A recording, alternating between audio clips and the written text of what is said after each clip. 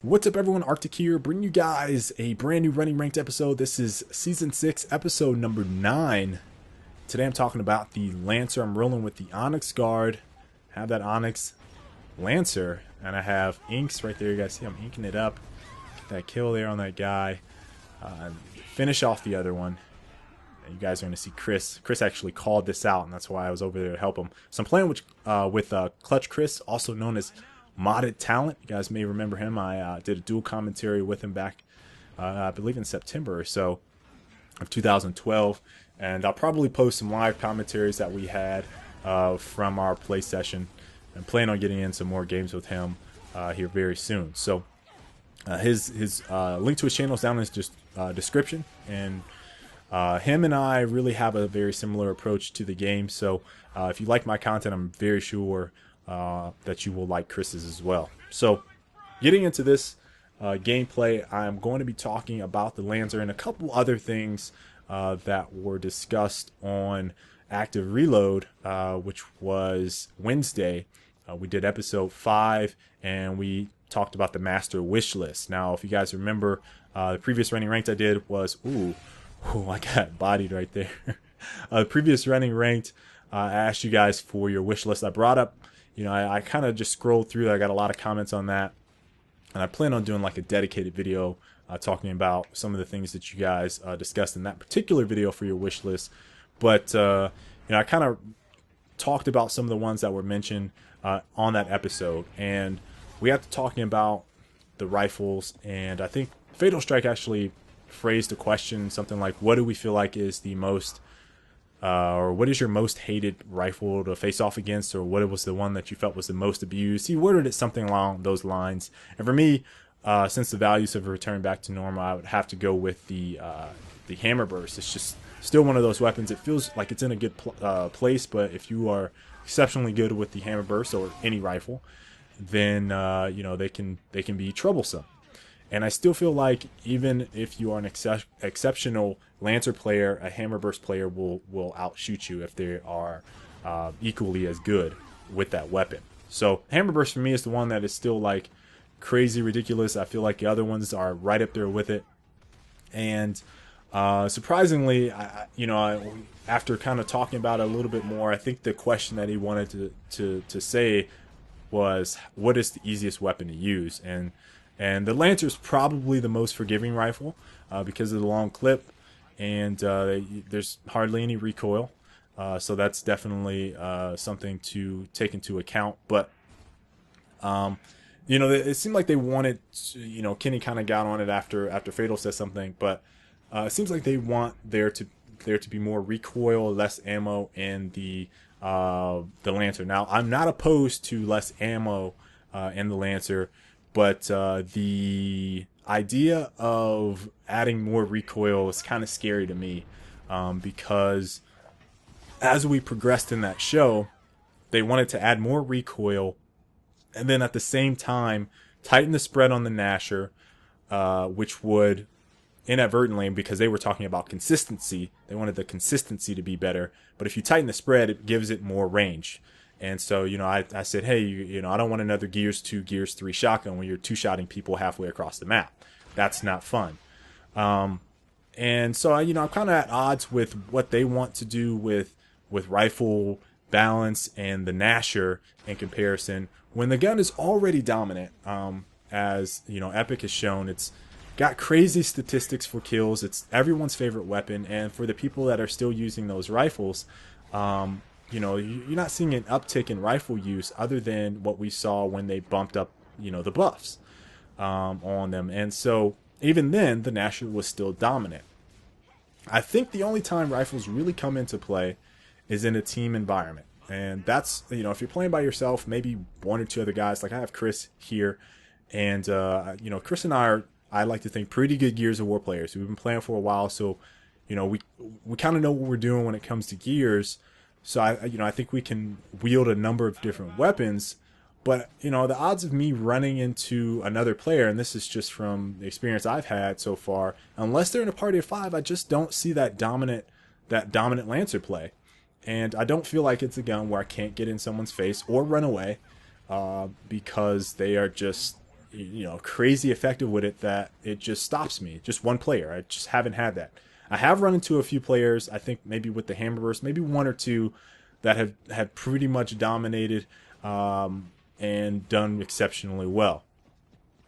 So for me, the Lancer is just not something that I think, other than maybe ammo, needs to be revisited for damage or recoil, because I don't really feel like the average player in this game, you could be playing 3, 4 years, 5 years. I don't feel like the average player is going to want to experience more recoil on the gun. I could be wrong. You guys can let me know if you think there should be more recoil on the Lancer. Obviously, let me know.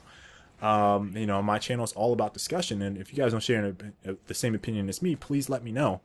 But when directly comparing it to like the Gnasher, which I feel like people want to be that all-purpose weapon, I just don't understand why there need to be more rifle nerfs in order to make the Gnasher even more dominant than it already is. So that's my biggest discrepancy with what they're talking about, and why I feel like it's kind of odd to see them ask for more rifle buffs, or I'm sorry, more rifle nerfs, and essentially shotgun buffs, which is, really weird. And they all claim that they kind of want the game to be, kind of revolutionized, and, you want there to be more options to the player. But at the same time, if it's like we're continue to weaken the rifles to make the game all about the Gnasher. And I love the Gnasher. It's my favorite weapon, probably really, maybe might be second to the Marksa now. It's really close with the Marksa. But it is my favorite weapon to use, hands down, and I love that I can get into a game and just, body people. It's all about getting in that CQC combat is unlike anything else in Gears of War, and that's what really makes it special. At the same time, for a very long time now, we've had weapons that that are also in the game, and they need to be viable as well, And so I don't necessarily agree with maybe a recoil, adding additional recoil, and the percentage he proposed wasn't huge, but I just don't see it as one of those weapons that is like just so dominating that you can't move around the map. And other than in a team environment, which if you're playing ranked against a team anyway, you should expect the experience to be more difficult, I would say, just because people are working together and teamwork and stuff. But it just strikes me as odd that is one of their requests.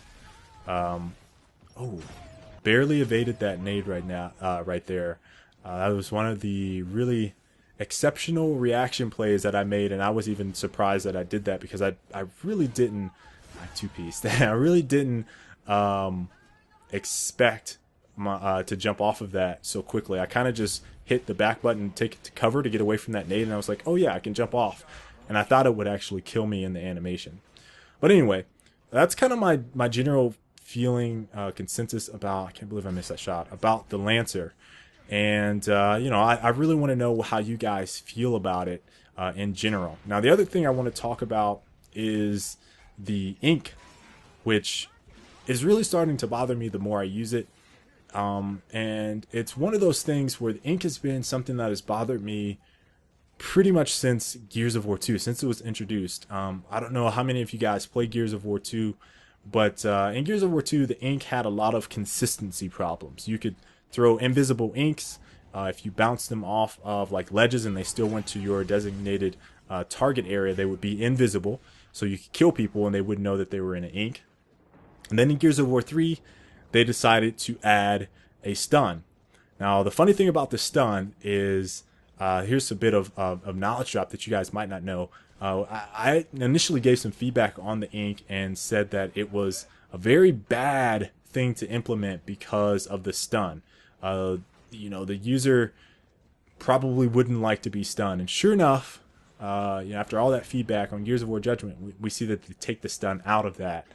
And I just thought that was an interesting observation between Gears of War 3's ink and what we see with Gears of War Judgment. So this is before the game came out. I played it and I was like, man, the ink sucks, dude. It's like not good. And that conversation was a very interesting one. After I said, hey, I don't think people want to be stunned. So on the ink, the biggest thing I hate with it is the consistency with damage. Skyless and I tested it on the weapon damage breakdown video, and it's not something he really talked about because it wasn't the emphasis of the video, but the inks seemed like they were like all over the place.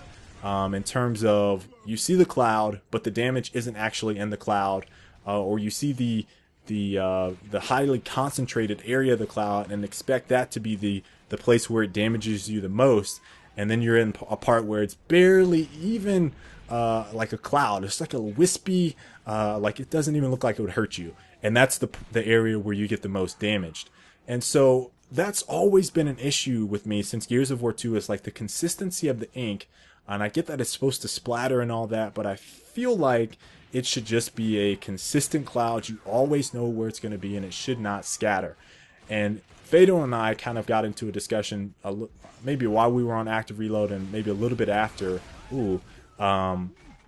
talking about the stem cloud, and if the ink countered the stem, then it should be the same size as the stem cloud.